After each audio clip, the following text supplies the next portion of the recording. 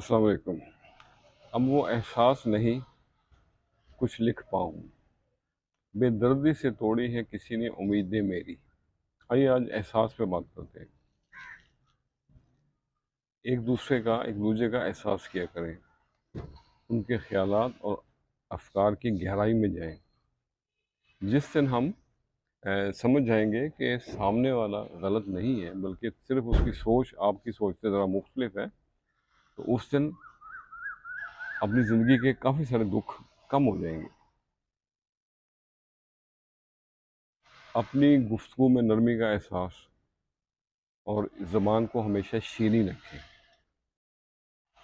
شیریں زبان دلوں میں گھر کرتی ہے اور تلخ اور کڑوی زبان دلوں کو توڑتی ہے اور آپ لوگوں کے دلوں سے اتر جاتے ہیں۔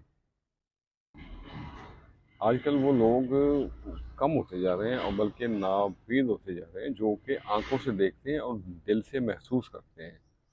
دنیا کی بہترین اور خوبصورت چیزوں کو دیکھا یا چھوا نہیں جاتا بلکہ انہیں محسوس کیا جاتا ہے۔ ہمارے ارد گرد بہت ساری زبانیں بولی جاتی ہیں، لیکن جو سب سے خوبصورت زبان ہے وہ ہے احساس اور رویوں کی، جس میں کچھ کہا بھی نہیں جاتا، کچھ سنا بھی نہیں جاتا اور بات بھی سمجھ آ جاتی ہے۔ جب آپ کے ہونے یا نہ ہونے سے کوئی فرق نہ پڑے تو سمجھ لیں کہ آپ بیکار جی رہے ہیں۔ احساس دل نرمی کا دوسرا نام ہے۔ آج احساس پہ ایک چھوٹی سی نظم لکھی ہے، آپ سے بھی شیئر کرتے ہیں۔ احساس: تیرا ہونا بھلا کس کام کا یار، نہ ہونے کا اگر احساس نہ ہو۔ تیرا ہونا بھلا کس کام کا یار، نہ ہونے کا اگر احساس نہ ہو۔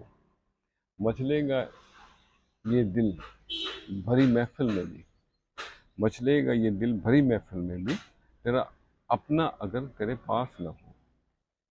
دور بھنور میں ڈوبے سفینہ کوئی، دور بھنور میں ڈوبے سفینہ کوئی، ساحل کے لیے کچھ خاص نہ ہو۔ تیرا ہونا بھلا کس کام کا یار، نہ ہونے کا اگر احساس نہ ہو۔ اور اگلا شعر ہے: آئیں گے نہ واپس آشیاں سے اڑے، آئیں گے نہ واپس آشیاں سے اڑے، دل نانا تجھے یہ آس نہ ہو۔ اور مقطع عرض ہے: غیر بھی ہو جائیں اپنے نیاز، غیر بھی ہو جائیں اپنے نیاز، اپنوں میں اپنوں کی تلاش نہ ہو۔ تیرا ہونا بھلا کس کام کا یار، نہ ہونے کا اگر احساس نہ ہو۔ آج کے لیے اتنا ہی۔ رشتوں کی قدر کیا کریں، ان کی قدر کریں، کہیں ایسا نہ ہو کہ کوئی احساس کرواتے کرواتے تھک جائے اور احساس ہی چھوڑ دے۔ خوش رہیں اور سب کے ساتھ آسانیوں کا سبب بنے۔ السلام علیکم۔